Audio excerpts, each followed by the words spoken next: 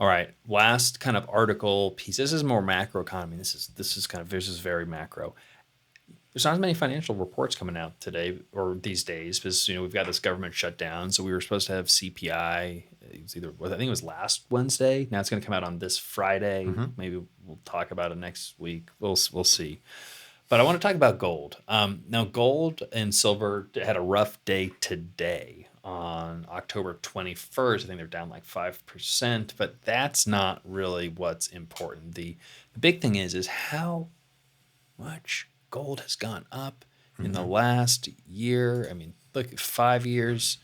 I mean, gold is over $4,000 an ounce. I mean, it peaked a couple days ago or yesterday at $4,300. Mm-hmm. Incredible. Do you know what the U.S. government thinks the price of gold? Well, not that they think. Do you know what that's denominated to, Griffin? An ounce? No. $35. Wow.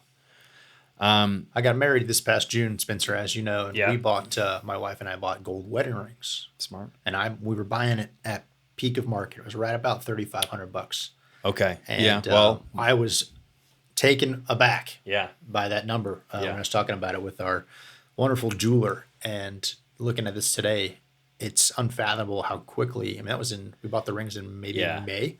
That's a very rapid accelerant in overall value. It's pretty unbelievable. It is. Yeah. I mean, I remember when it got over $2,000 an ounce, and it was pretty wild. It Right. seemed like. No. I've always been interested in gold. I wouldn't call myself like a gold bug, other than like just I'm a fan of it as like it's the longest standing store of value that the humans have had. Besides, I think it's the oldest store of value that humans have ever had, and it's been a constant.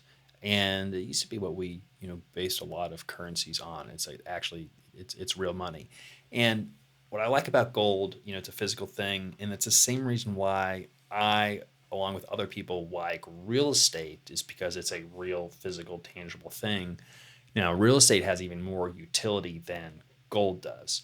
Gold is shiny, it's desirable, it can be used in wiring, and it's a conductive metal. It's obviously it's used in jewelry and other things. Just people like it and they want more of it. So it's always in demand. It has value because we give it value. Same thing with like a dollar. It has value because we give it value, or the federal government gives it value, or the Federal Reserve gives it value. But gold has a much better or longer track record. Gold's got like 4,000 years, plus. Right. The dollar in its current form, Federal Reserve notes, has like less than 100 years ish, and it's got a pretty bad track record of holding its value. It's actually devalued like by quite a bit. Yes. And so it's interesting. Not just individuals, but central banks have been piling into gold given global uncertainty, whether that's uncertainty with the future of the U.S. economy, the U.S. dollar, or just uncertainty in the world of, where are we going? Are we entering a recession? Have we been in a recession?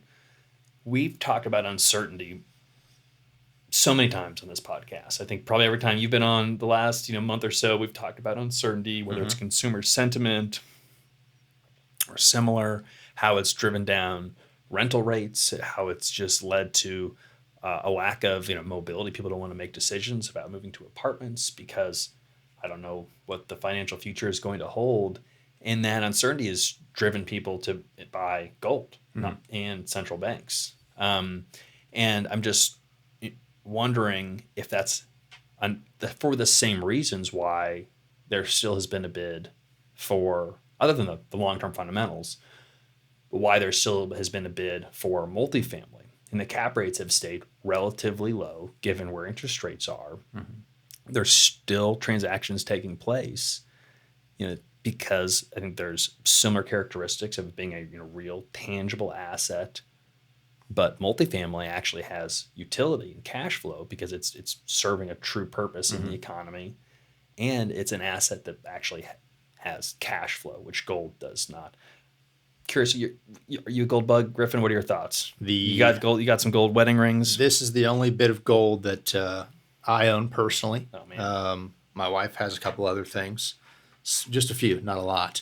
But in conversations, growing up, learning about stocks and bonds and putting together an investment portfolio, commodities, whatever you're going to encapsulate into your own personal portfolio, it was always such an interest that you can just go and, essentially buy yourself a brick of gold. Now you have to have enough money to do that. But it's funny because if somebody were to tell you, you put your money under the mattress or whatever, it's just disintegrating. If you put your gold bar under your mattress in 2023, well, you made almost $2,000.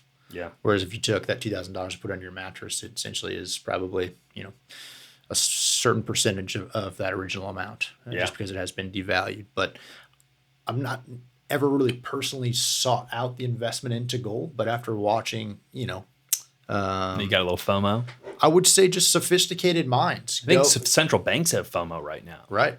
Probably. I think it's interesting just to watch people transition into gold. And I was reading an article this morning, and it was an opinion article, so it's probably not worth mentioning too much, but they were speculating as to who specifically was moving the value of gold, and who was really buying it at certain values.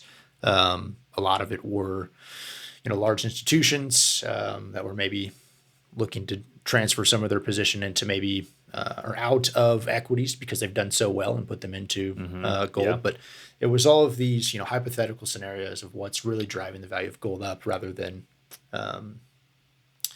just overall human desire for the There's this concept gold. that there's a lot of central banks that instead of buying U.S. bonds, out of concerns for the long term value of those U.S. bonds, because hey, U.S. is not controlling our deficit or debt, let's buy gold instead of U.S.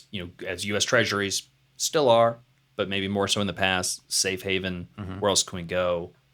Gold. But it's funny because people kind of laughed about gold for that as in that traditional role, like as recently as a couple of years ago. It was kind of like laughed off as like, yeah, these gold bugs, and you guys are Right. little you guys were conspiracy theorists, going back to the gold standard. But it's like, well, all these countries still own a lot of gold for a reason, and now they're loading up on it. Loading up. again. Our map that we have, or not our map, our chart that we have showing here is just, I think it's a It's five-year 5 chart. years So and go. you just take a look at some of the, I don't want to use the word lack of volatility, but some of the stability of gold. I think it was, what was that, from 2020 to 2025? It might have been 2015 to 2020.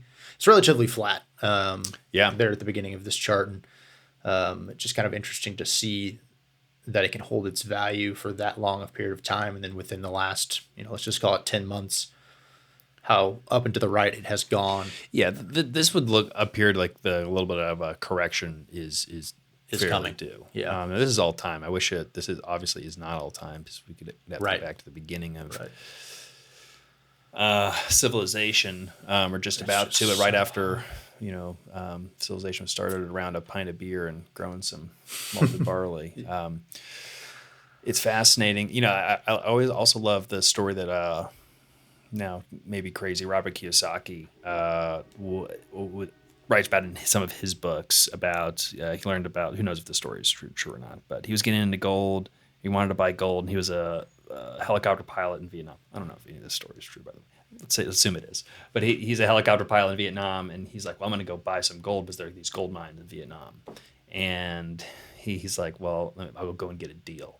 And so he lands his helicopter and goes to this village where they're selling gold, and they have a radio on, and it's probably Chinese or Vietnamese, and tries to buy gold, and they're telling, yeah, we'll sell you some gold. Spot is whatever spot was that day. And he's like, well, can I get a discount? I'm in like the middle of the jungle in Vietnam. Like, what do you mean? Like, don't I get a deal? And they're like, no, the price of gold is the price of gold. Doesn't matter if you're in the jungle in Vietnam or if you're on the New York Stock Exchange or wherever you are. It's gold. That's gold's an ounce of gold. It's so universal. It's fascinating.